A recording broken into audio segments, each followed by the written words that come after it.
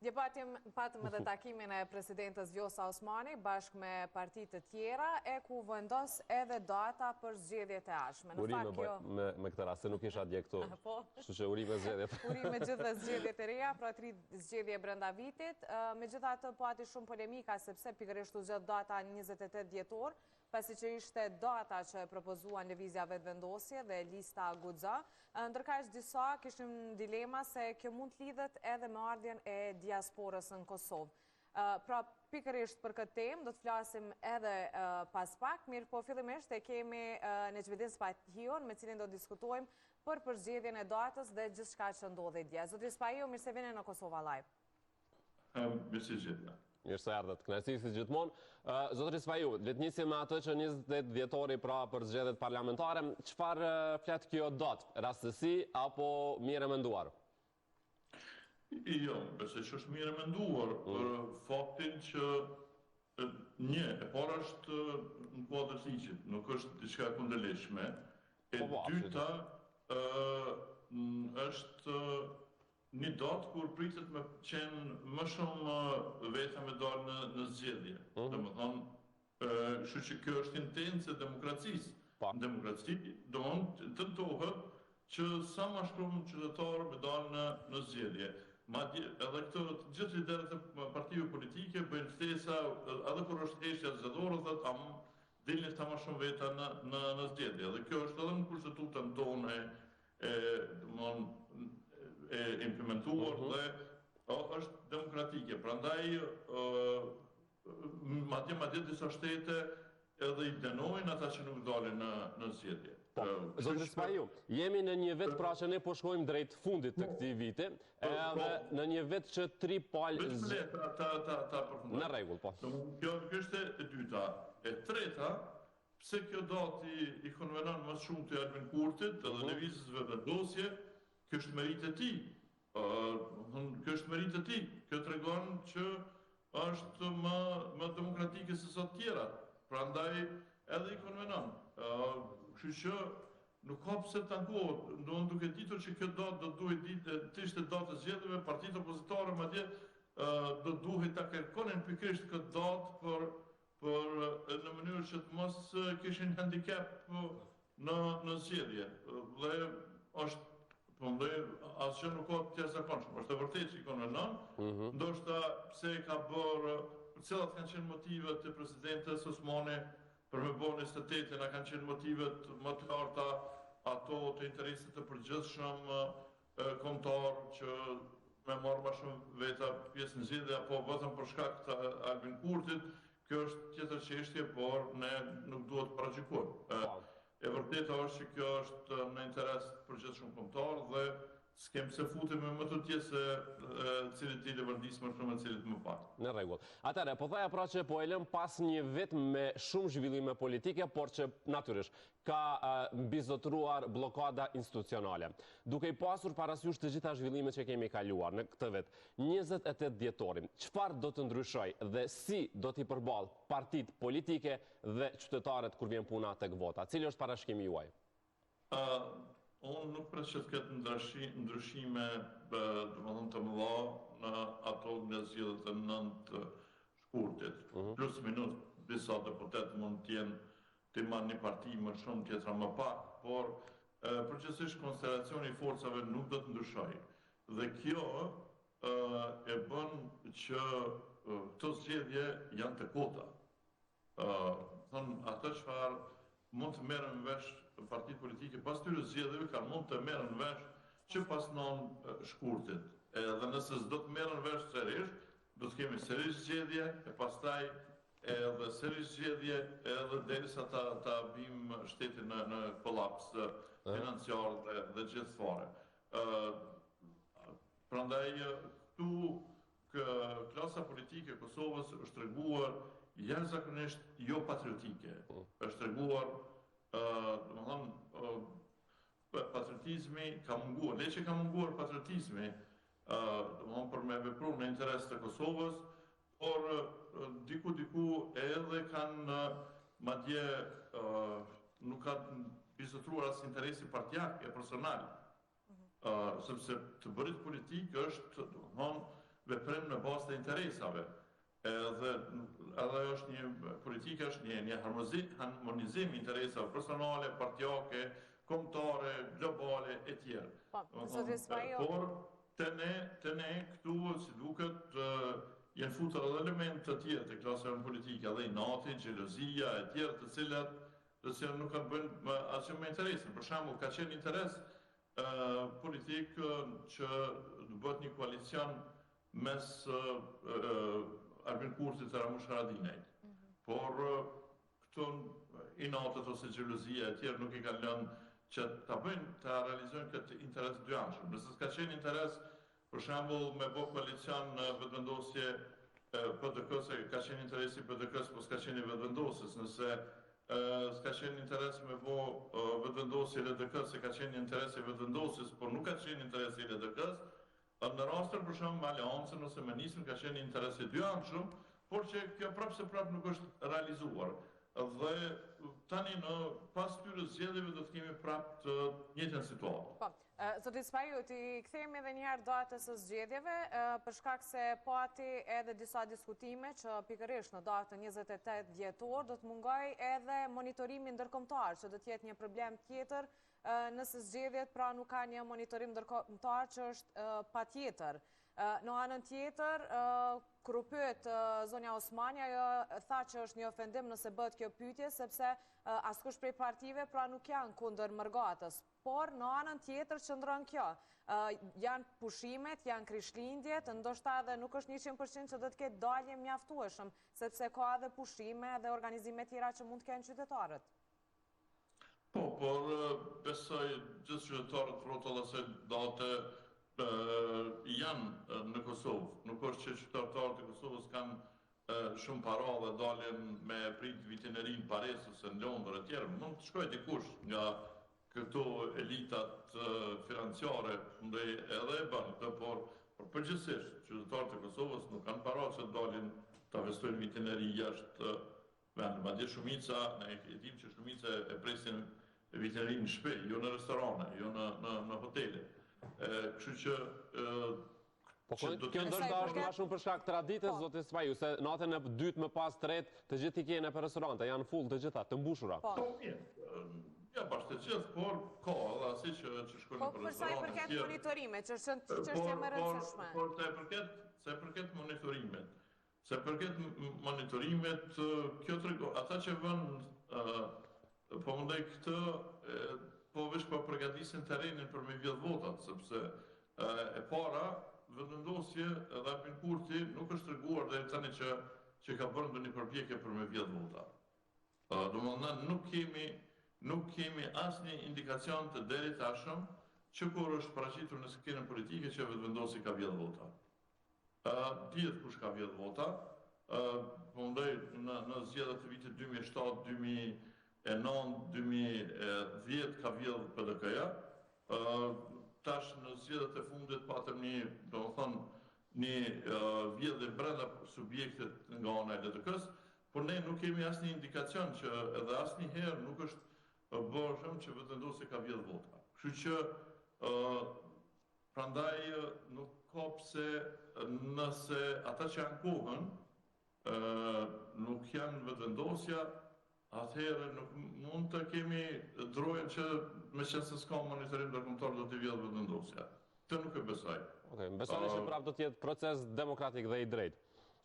Po, besoj pak a shumë që do t'jetë proces demokratik, megjithse shiko, nëse këto partit tjera bëhen bashkë, domethënë në çfarëdo forme, atëherë edhe mund të vjedhin votat, sepse aty në komision janë zakonisht 5 komisionerë. Edhe për me vjedh votat, mjafton me pas në komandë kryetarën e komisionit dhe 2 komisionerë.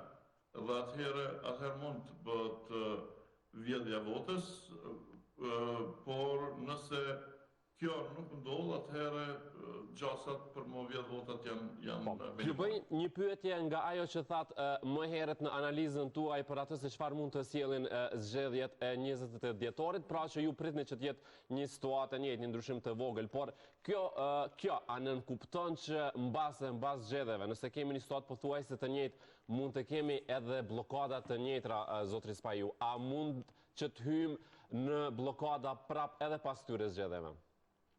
Pikërisht ajo, gjasa më madhe është që nëse nuk ndryshon mendësia e spektrit politik, partive politike,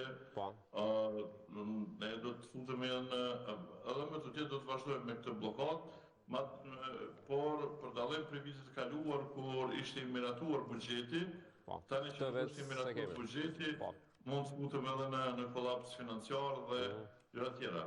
Ne kishim mundësi më në fund konstituam parlamentin, kishim të gjenim mënyra legjore për të miratuar buxhetin, për të miratuar të marrëveshjet ndërkombëtare e tjera, për ndoshta dhe për të bërë një konsensus për të ndryshuar mënyrën e zgjedhjes së presidentit, edhe që do të evitonim krizat gjithmonë në të ardhmen, sepse shikoni, presidenti zgjedhet në mënyrë direkte vetëm Kosovën, Shqipërinë, drejt Ballkanin, që prej Turqisë e deri te Rumania, Slovenia, veç Kosova, Shqipëria zgjedhin presidentin me parlament. Shqipëria zgjedh me shumicë thjesht, prandaj nuk ka problem, kurse ne që duhet të jenë 2/3 prezente në parlament, gjithmonë kemi pas kriza politike dhe kjo çështje ka me vazhdu. Prandaj për të me evitu këtë, duhet me ndryshuar mënyrën e zgjedhjes me kushtetut, mënyrën e zgjedhjes së presidentit. Kishim mundësi ta bënim edhe këtë, ta evitonim, por nuk u bë. U tregua, skajshmërisht jo patriotike klasa politike dhe kjo, por tani me rastin e ndeshjes Kosovë-Zvicër, nuk kuptova një gjë shumë më thellë, që këtu në jetën tonë publike ka plot njerëz, domethënë që nuk është vetëm klasa politike, në njerëz publik që si takojnë politikës e tjerë që bëjnë jo patriotizëm. Për shembull, fishklimat që ishin ndaj Gjakës, që ishin krejt natyrshme për një futbollist i cili ka ofenduar kombëtarën e Kosovës duke thënë që vetëm ata të cilët nuk mund të gjejnë vend në kombëtarën e Zvicrës ose në kombëtarë të tjera vinë luajnë për Kosovën, që është një ofendim shumë i rëndë për kombëtarën e Kosovës, është një ofendim mbi baza kombëtare, madje e dënueshme me ligj, sipas ligjeve tona, dhe natyrshme që ai meritoi fishklimat e publikut, sepse ai tek e fundit ofendoi edhe vllajën e vet, atë taulantin i cili ka luajtur për Shqipërinë. Domethënë ai ka luajtur për Shqipërinë se s'ka gjetë vend për Zvicrën, ky është ofendim edhe për vllajën e vet. Dhe tani dalin njerëz dhe thonë se Gjaka është patriot, Gjaka është tu, po patriot nuk mund të jetë patriot i kush që lun kundër Kosovës, ai mund të jetë patriot i Zvicrës, po, patjetër, sepse e çon lart namin e Zvicrës, Zvicrën e çon në kampionat botëror, që ato kanë drejtë zvicranë të mburren me të, po nuk mund të quhet patriot kosovar ai cili luan kundër Kosovës dhe e bën që Kosova mos më shku në kampionat botëror. Mirë po, në këtë, si të them, rivalizim, ose në këtë ndeshje kombëtari i Kosovës edhe Granit Gjaka, unë shoh plot fytyra publike që përkrojnë Granit Gjakën dhe kjo është e tmerrshme. Domethënë ata janë kundër Kosovës. Pse janë kundër Kosovës? Fakti që luajnë, pse kundër Kosovës? Fakti që luajnë për atë kombëtare nuk do të thotë që janë kundër Kosovës. Dhe pikërisht janë këta tifozë të Kosovës që në ndeshjet të mëdha me Serbinë pra krenohen, e nxjerrin në rrjetet sociale, përkrahin lojën e tij dhe golat e tij. Janë këto dy ekstreme. Edhe unë përkrah kombëtarën e Zvicrës, kur ai nuk lun kundër Kosovës, po kur lun kundër Kosovës, Kosova është e para. Edhe kur lun, çka do të thonë kundër?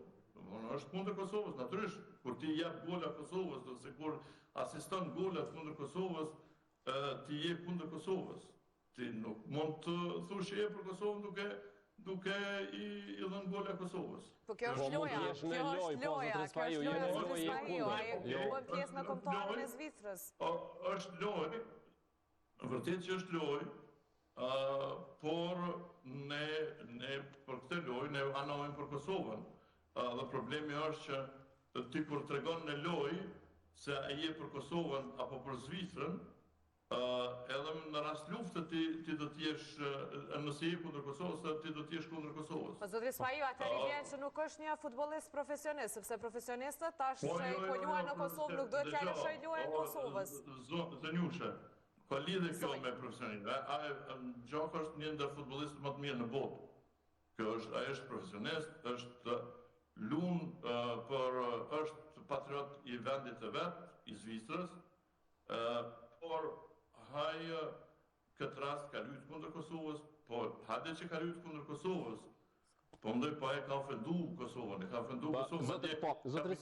kapiteni Slovakisë, edhe trajneri i Slovakisë që dëgjova deklaratat e tij, e cilën nuk e ka njohur Kosovën, ai nuk e ka ofendu Kosovën, edhe pse kemi mundesh me Slovakinë tash në këto, ndërsa ai e ka ofendu Kosovën. Kjo është Zotri Spahio, vetëm diçka, po ju dëgjoja me shumë vëmendje sepse po flisni për një çështje absolutisht shumë të diskutuar dhe një debat të nxehtë që bëhet zakonisht edhe në rrjetet sociale, po besoj që Granit Xhaka ka pas momente të shumta që ka dëshmuar sa i do Kosovën, sa i don popullin, kështu që besoj është një debat që është konsumuar shumë. Me çka e do Kosovën një njeri që lun kundër Kosovës? Po, është loja, është futboll. Unë nuk po gjykoj pse ai nuk po gjykojmë pse ai ka luajtur kundër për Zvicrën, por nuk mund të thuhet që do Kosovën. Ai ka kohë që luan mbi gjitha për Zvicrën, nuk është ai luan për Zvicrën para se të krijohet edhe kombëtarja e Kosovës, nëse po lidhja ai mirë, asë në rregull, e bëjt më shnet. Ai ka mujt nëse do ta donte Kosovën më shumë se Zvicrën, ai ka mujt me thonë jam smut edhe me s'pëllu. Jo, një gjë është e sigurt që Granit Xhaka e do Kosovën, është e sigurt. Ti je i bindur për këtë. Ai don Zvicrën më shumë se Kosovën, bravo qoftë, ta doj Zvicrën më shumë se Kosovën, është çështje e tij, por nuk mund të thuhet që nuk mund të thuash ti që një njeri që lun kundër Kosovës e do Kosovën. Jo, ai që do Kosovën nuk lun kundër Kosovës. Ai që do Kosovën nuk bën veprime kundër Kosovës. Në çfarë mënyre? Po, e thash që është debat shumë që natyrisht është konsumuar, diskutuar shumë, ati kthehemi pak çështjeve politike se Graniti i ka gjërat e rregulluara në Zvicër. Ti kthehemi pak çështjes në Kosovë, të lutem se tani ti që po mbron Gjokën kundër Kosovës në këtë rast. Po është për të mbrojtur, Zotri Spahio, është për të mbrojtur se ai ka pas momente të shumta që e ka treguar tashmë. Që dëmtojnë interesat e Kosovës, që vënë interesa tjera përballë interesat të Kosovës. Po thuaj që asnjë se du Kosovën. Për në keqja. Nëse mbron Granit Xhaka. Për më ndërtu një shtet, për më me ec punë të marr, e para gjë duhet me dashur atë shtet. Edhe unë këtë pikërisht të isha duke e shpjeguar se shumë njerëz përderisa populli i Kosovës, shumica atyre në stadion që e fishkulluan Gjokën, domethënë e dojnë Kosovën. Ndjen me Kosovën, ndjen të ofenduar kur dikush e ofendon Kosovën, kombëtarën e Kosovës, një pjesë e njerëzve publik, jo vetëm, domethënë, kur thënë njerëzve publik, thënë gazetar, jo, dhe shumë të tjerë, jo vetëm gazetar. Aktor, etj. Nuk ishin provë kësaj. Madje edhe politikan vihen, domethënë, në anën që nuk u gohihet të jenë. E kupton? Po, gjithsesi, Zotri Spahio, ky është opinioni i juaj, po, është opinioni i juaj. Unë arsyetoj Gjokën se lun për Zvicrën, sepse është Zvicra ato ka investuar në të, ka shkolluar, ka bërë futbollist çfarë është, edhe ai do të ishte tradhti ndaj Zvicrës sikur ai domethënë talente Zvicrën e vinte për Kosovën. Në rregull që luan, por për Zvicrën. A ti kthehemi çështjeve politike. Nuk është të thonë ta ofendoj Kosovën. Nuk ka pse asnjë arsye nuk e ka përderisa Kosova ka treguar admirim ndaj tina, e ka përkrahur në ndeshjet, e përkrahur dhe Zvicrën për shkak të tij, ai me ofendu Kosovën, kjo është e tepërt. Okej, është opinioni juaj, gjithsesi ne jemi në atë pra që e tham, që besoj ka pas momente të shumta që Granit Xhaka ka treguar këtë dashni për Kosovën, popullin e saj natyrisht. Ju nuk pajtoni, jemi në rregull. A shkojmë te çështjet zotëri Spaju? Shkojmë te çështjet politike se janë shumë të rëndësishme për momentin. Veç pak, dashni, nuk është dashni për Kosovën me bosh Shqiponjen, se edhe Fatmir Sheholli gjithmonë fotografi shihet për Ja, mos i bën këto krahasime, lutem, po. Po, nuk do të thonë që dashni për Kosovën. E kuptum opinionin tuaj, në rregull. Krahasime ekstreme. Dashni për Kosovën ka tregu Fatit Vogli, tregojnë lojtarët e Kosovës, të cilët janë ngritin lart zonën Kosovës, të cilët e kanë pru deri në kualifikime për kampionat botëror, ata tregojnë dashni për Kosovën. Jo dikush që e pengon Kosovën me... Në rregull, edhe dashnia shprehet në forma të ndryshme dhe kontributi që e japin. I kthehemi çështjeve politike. Ti themi edhe një herë, sepse është e rëndësishme të mos na ikin edhe këto, pra temës zgjedhjeve, çka prisni nga këto zgjedhje të reja? Mendoni që do të ketë shumë ndryshime në rezultat? Le të shkojmë me përqindje pak, ajda, se tha që nuk pret, po, le të shkojmë pak me përqindje. Shembull, le të nisim nga vetvendosje. Mendon që mund të ketë, po se reagoj më një herë. Vetvendosje, do të ketë rritje, do të ketë ulje, si do dalë, sipas jush? Akoma nuk e di, mund të tregoj ndoshta ma dy auditësh, unë duhet të kem tregues tjerë në lojë për të parë se si po shkon trendi, sepse duket njëherë kur nuk konstituoi parlamenti që vetëvendosja ishte në Ramje, po pastaj ndodhen shumë gjëra edhe filloi prapë ngritja vetëvendosjes. Pastaj patëm domosdoshmë zgjedhjen e parlamentit, mos votimin e konjunkturës, të tjerë zgjedhjet lokale, edhe zgjedhjet lokale treguan domosdoshmë ishin një farë lloj treguesi në ramjen e një aspekt, por në ngritjen e një aspekt tjetër, sepse vetëvendosja fitoi domosdoshmë komunat që si kishte në 3 komuna më tepër, edhe pse kishte ramje në votat e përgjithshme për asamblej. Tani më duhen edhe disa tregues tjerë për ta dhënë një analizë të saktë se ku do të ketë vetëvendosje më shumë ose më pak vota në zgjedhjet e 28 dhjetorit, në zgjedhjet kombëtare të 28 dhjetorit. Dhe kjo do të varet shumë edhe nga ato se çfarë do të ndodhë brenda LDK-s, brenda PDK-s. Çka do të ndodhë te këto dy parti me që përmende? Si do dalin PDK dhe LDK? Nuk e di, për shembull nëse Bedri Hamza do të arrijë që ti bëj bashkë Samir Lushtokun dhe Ramiz Ladrovcin, sërish nëse ai arrin, sigurisht që ky është me qenë një sukses për të, dhe ndoshta domethënë kjo do ta forconte PDK-n nëse nuk e arrin këtë. Atëherë ajo do dalë dobësuar, do dalë më keq se sa në zgjedhjet e kaluara. Për LDK-n po ashtu do të varet se si do të kompozohet lista e deputetëve. Prandaj unë ju thash që nuk mund ta jap tani prognozën, por sigurisht që pas 10-15 ditësh e sidomos kur të bëhen të jenë listat e tyre gati, atëherë mund të ta jap një prognozë. Shembull, vetëm një gjë e di që për shembull në zgjedhjet lokale, kushdo që ka bërë gabime e ka marrë faturën. PDK-ja në Trenas, vetëvendosja në Prishtinë me injorimin e Arbër Vokrit, njeriu më të votuar në zgjedhjet komunale në zgjedhjet e kaluara, në zgjedhjet lokale, i cili ishte jashtë listave kësaj radhe dhe nga partia e parë vetëvendosja doli në partinë e tretë, pra pagoi çmimin për këtë, për gabimin ndaj Arbër Vokrit, edhe PDK për gabimin ndaj Ladrovcit. Të shohim se si do ta përmbledhin veten partitë tani në këtë, si do të formulohen listat e deputetëve, dhe atëherë mund të jepim një prognozë rreth zgjedhjeve. Pas 2 javësh ne do të jemi bashkë edhe do të jesh me përqindje. Me përgjigje më të sakta, jo diplomatike. Për të parti. Faleminderit për sot. Faleminderit shumë. Kalofshi mirë. Faleminderit.